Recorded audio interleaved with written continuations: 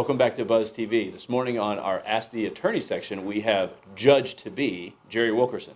Good morning, sir. Thank you for having me. Hey, thanks for joining us. So, Gerald Wilkerson Law is your firm. Tell us a little bit about you and tell us a little bit about what you have going on. Yes, sir. My name is Gerald Wilkerson. I'm married with 2 children. I have 2 little boys. I'm from Miami originally, but I graduated from law school, University of Florida, with honors in 2000. Got a job as a public defender right out of law school and moved to Jacksonville, and I fell in love with the place. I love Jacksonville. So my wife is also an attorney. I met her in law school, and we just love calling Jacksonville our home. And other than that, I'm a veteran. I was in the United States Army from 1986 to 1989, honorably discharged in 1989. I've been practicing family law and criminal law for 17 years, and I've pretty much done every kind of law you can imagine. I've done appellate work, construction litigation, so I try to keep active in all types of law and everything. So I've got a practice, and I'm a member of the Better Business Bureau, member of the Christian Legal Society. I'm the former vice president of the Jacksonville Miracle League, which is it's a baseball league for disabled children. So we have a place over off of 103rd Street, and it's a baseball diamond that has rubber, so the kids don't get hurt and they can roll their wheelchairs. So it was a great organization that I was vice president for a while, and so I'm active in the community, and I'm running for Duval County judge because for 17 years I've been practicing law. I've been, you're trying cases. I want to be the one that's deciding cases and use my experience that I've garnered all these years to decide cases.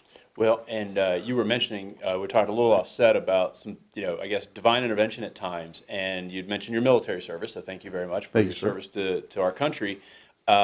You are actually almost no longer here from Pan Am 103. So some of our viewers are a little younger. Tell them a little bit about what Pan Am 103 was and what your close call and what that drove you to try to make a difference. Yes, sir. Well, first of all, I love that bow tie. So shout out to that. Thank you. We will definitely shamelessly plug the real men wear pink before we go on this one, I promise. Yes, sir. Well, back in 1988, I was going to go home for the holidays, Christmas holidays. And I was scheduled to be on Pan Am Flight 103. And for a lot of people that don't know that, Pan Am Flight 103 was a airline that was shot out of the sky right over Lockerbie, Scotland.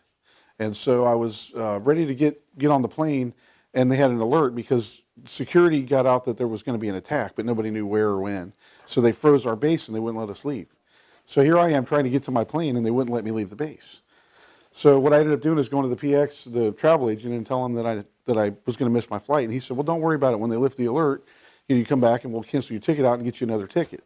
So I left his office, and 5 minutes later, they lifted the alert. I came back, and I talked to my buddy who was going to take me to the airport in Frankfurt.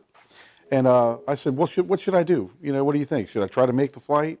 And he said, no, I think you should just try to get the new flight. Just don't push it. So, that saved my life. So 30 minutes later, the Delta flight that they gave me the ticket for took off. So, Pan Am takes off, and then my flight takes off. Pan Am's blown up. Of course, I don't know anything. There's no cell phones back in those days or anything. Well, my family finds out that Pan Am Flight 103 blows up, and they didn't know that I'd changed flights. So they called my base, and the guys at the base were crying because they thought I was dead and everything. Make a long story short, when they all found out that I was actually on another flight, my whole entire family was at the airport in Miami to welcome me in. And when they told me what happened, I almost fainted. Wow. Yeah. So interesting, the timeliness of that.